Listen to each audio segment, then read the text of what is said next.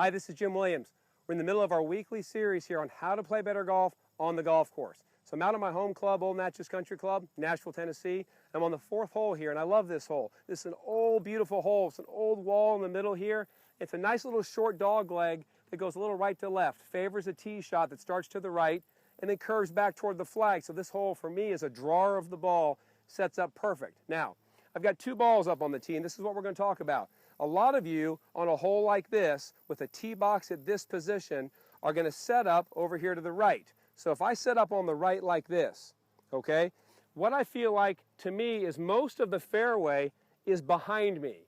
This is a problem for a lot of you because you're not aware of the power of the subconscious. If you set up to this shot and you're trying to kind of miss the trees on the right, see, it's kind of a narrow area there. If you set up on the right and you're trying to sort of miss it, there's a really good chance that you're going to try to pull the ball back sort of around this way. And you know, sometimes you hit a good shot, but a lot of times you're going to feel like you come over the top and you probably hit a big slice. And the problem with this angle is the hole doesn't really open up for you. So my advice to you is play the hole and get on the side of the tee box to play the hole the way it's designed, and so it opens up for you. So if we walk over here to the left side, now remember, by the rules of golf, you can stand anywhere between those 2 cones and 2 club lengths back. Heck, you can even, if you wanted, have your feet outside the tees and the ball inside, okay? But whatever you want to do, take advantage of the hole and the angle. So if you want to play better golf, put yourself in a better starting position to drive that ball great so it sets up the hole for you.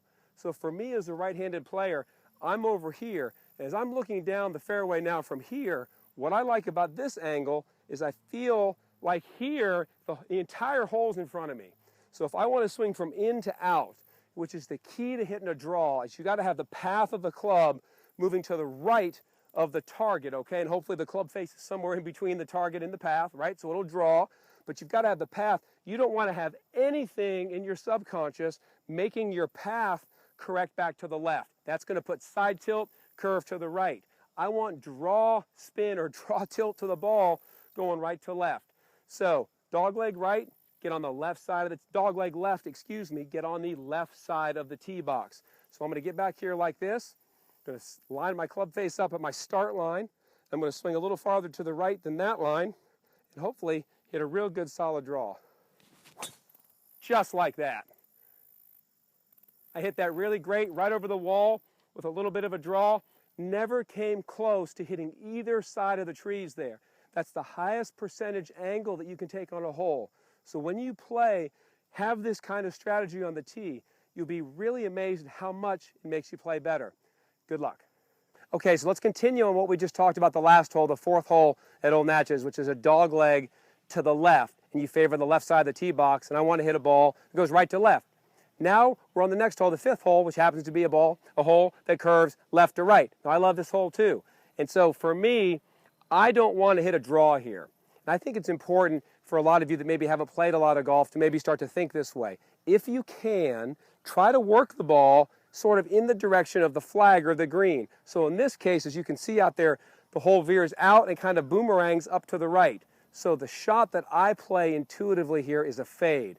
I want the ball to start to the left a little bit of the fairway or the left side of the fairway and work back toward the green. So there's a little pond out there to the right. It's about 215, 20 yards. So even if I overcut it, I know that I'm going to hit the ball over the pond every time. So I don't mind working the ball a little toward that direction because I know I can hit it over the trouble. But for most of you, if you see a hole that curves left or right, try to play for it. Now, here's what I'm going to suggest that you do.